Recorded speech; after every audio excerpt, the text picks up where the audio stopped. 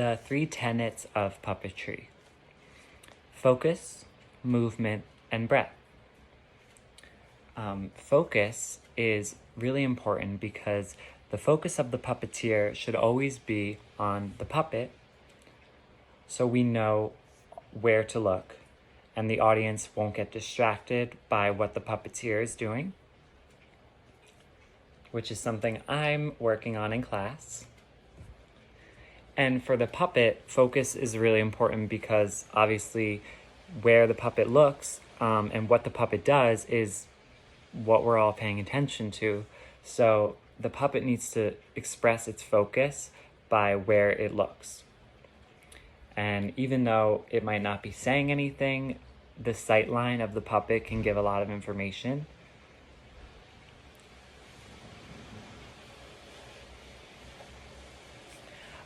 Moving on, the movement is the next tenet of puppetry, and movement determines the story, the journey of the puppet, what goes on in the scene. So we know that this puppet's here, and now what, Mom? Okay, now I have to go check on something.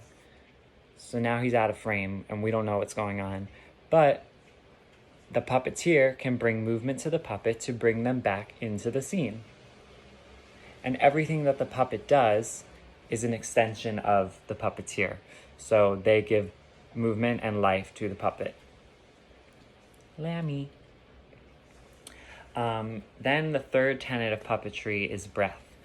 Breath is used by the puppeteer to give life to the puppet and express the overall wellness and attitude of the puppet.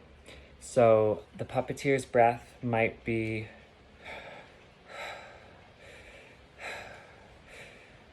and that almost gives a voice to the puppet, whereas the puppet's breath can determine how it's feeling.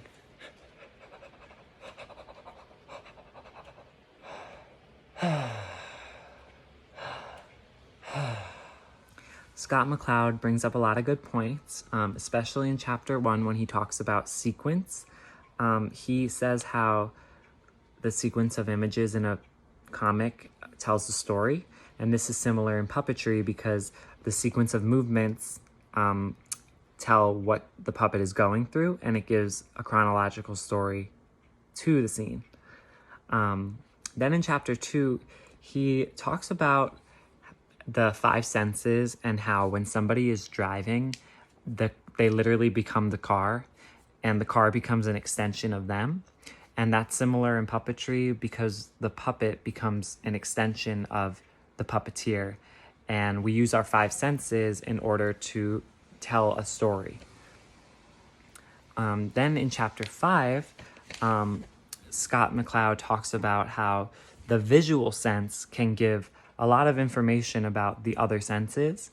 And he talks about it in comics, how like the quality of a line or the color or what's going on in the drawing can tell us things that we wouldn't normally get from a picture. For example, he had a photo of like really squiggly lines, and he called that electric.